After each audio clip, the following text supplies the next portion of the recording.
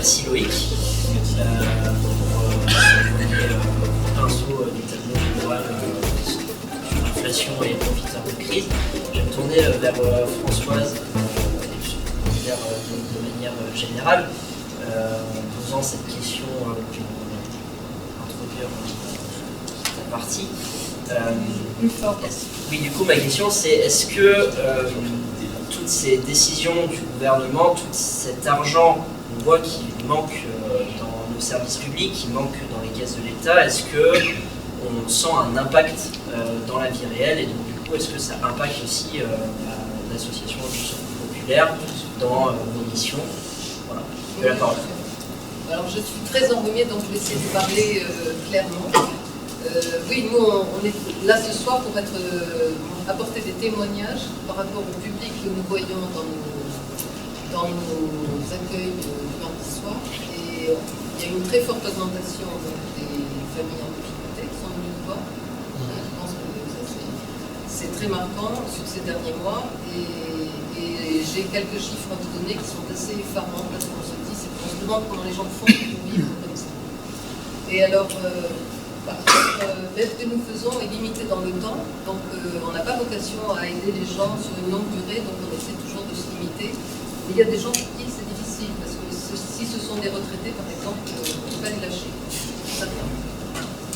Alors la chose que je peux dire aussi avant, c'est qu'en tant qu'association humanitaire, on ne peut pas agir sur les causes. Donc nous, on ne s'intéresse qu'aux conséquences. On ne peut pas faire comme les partis politiques, on dirait qu'il y a ceci et ça. Nous, on retrouve les gens en bout de chaîne et il faut qu'on les aide au moment où ils sont dans les plus démunis. Alors, quelques chiffres. Donc, pour vous donner une idée, le comité de Graves fonctionne sur le canton de la Brenne. Donc les chiffres que je vous donne, ça concerne les familles qui habitent sur les 13 communes du canton. Et nous aidons aussi des familles qui sont sur le secteur du canton de Belin-Meunier. Alors là, j'en parle pas parce que c'est un peu à part, mais les chiffres que je vous donne, c'est sur les 55 familles que nous aidons et qui sont inscrites il y a 15 jours. Qui ont été inscrites il y a 15 jours. Ça représente 129 personnes. Et alors, ce qui est effarant, c'est quand on regarde le reste à vivre pour ces personnes. Donc le reste à vivre, c'est les ressources moins les charges, divisé par le nombre de personnes de la famille. Eh bien, il y a quand même 26 familles qui ont, en début de mois, soit 0, soit moins que 0. Donc alors, comment on fait pour vivre comme ça, avec 0 ou moins que 0, ça je sais pas. Donc forcément, il y a des surendettements, il y a des conflits, il y a plein de conséquences à tout ça, on y reviendra après. Parce que moi, je trouve que quand j'ai fait le bilan de ce qu'on avait en ce moment, je me suis dit, c'est pas possible d'avoir autant de gens, à une échelle quand même qui est assez limitée. Quand on prend la prête, c'est pas très important.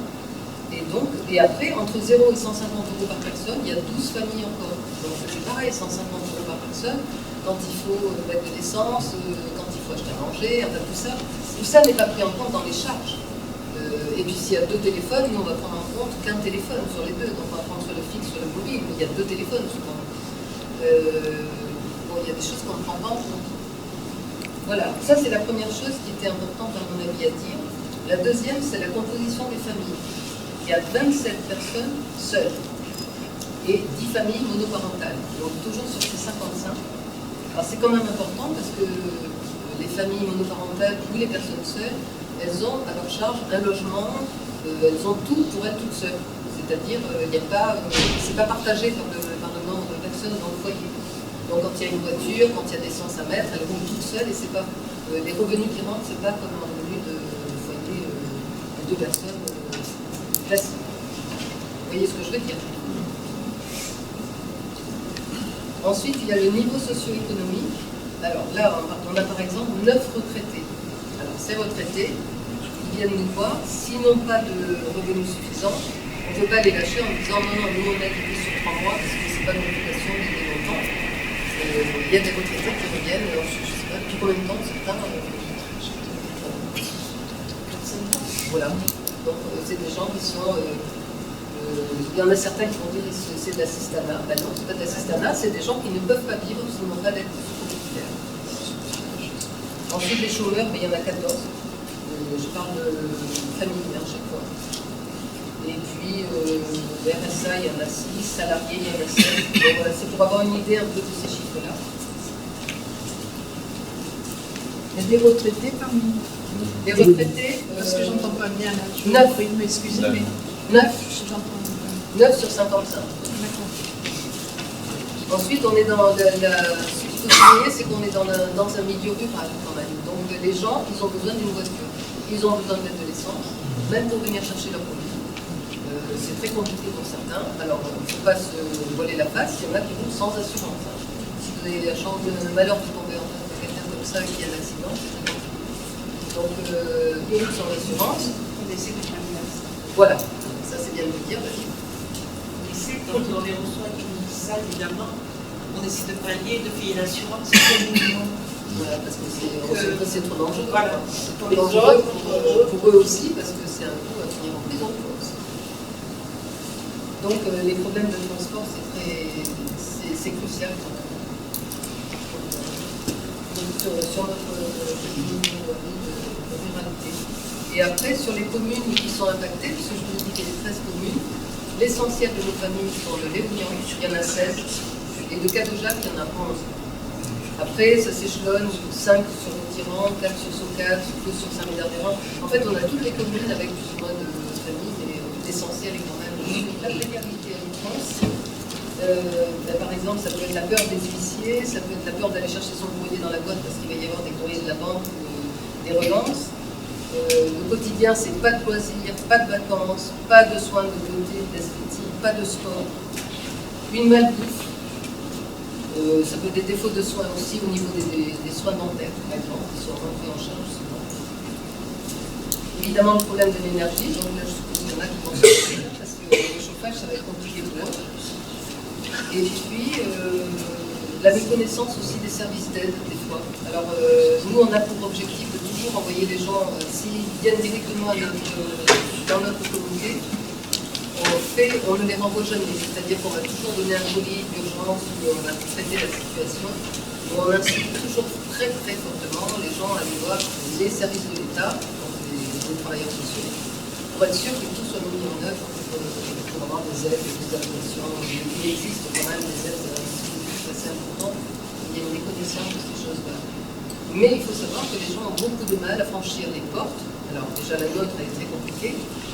C'est pas évident de venir, ça fait un peu mendier une aide, c'est pas simple. Et puis quand on va à la mairie, comme le CCLS, on a peur d'être reconnu, d'être stigmatisé. Donc c'est assez. Je pense que ça doit être très problématique pour les gens qui viennent. Voilà. Et qu'est-ce que je veux dire? Oui, alors, nous, donc, après ce que je vous ai dit par rapport au manque, à tous les secteurs de précarité qu'il y a, c'est pour ça que nous, le Secours populaire, on essaie de prendre en charge l'individu dans son ensemble. Alors, on ne propose pas que de l'aide alimentaire, il y a une aide vestimentaire, bien sûr, mais il y a aussi des soins, une aide à la coiffure, à l'esthétique, au loisir. Donc, on a des matchs des billets de matchs de foot au rugby. Après, ça peut être cinéma, théâtre, tout ça. Bien entendu, avec la participation et les subventions des mairies, quand même, nous ont reconnus depuis un bon moment et savent le boulot qu'on fait. Donc, même s'il faut des fois relancer, on a quand même un retour très intéressant de la communauté de communes, puisque nous sommes logés dans la communauté de communes, à côté de l'aéroport. Et puis, donc, qu'est-ce qu'on propose encore? Les vacances. Oui. Voilà, et toutes ces aides, on essaie de les donner sans porter de jugement de valeur et en essayant de rendre la dignité aux gens. Donc en essayant de leur demander toujours de participer à hauteur, même si c'est très minime, mais on ne fait rien de gratuit. Et donc on demande toujours une petite participation pour que les gens aient l'impression de pas l'envier, justement. Et puis ce qui arrive aussi, c'est que parfois des bénévoles, des gens qui bénéficient de l'aide ont envie de devenir bénévoles et ont l'impression de rendre ce qu'ils ont pu recevoir.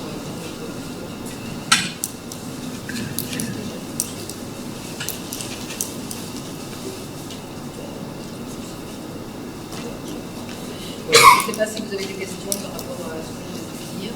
Les questions, on en fera Non, tout un tour juste après. Mais merci en tout cas pour ces retours. Donc c'est très local ce que j'ai fait. Mais c'est très bien. C'est très bien parce que même nous, ça nous permet d'en apprendre beaucoup plus sur le territoire.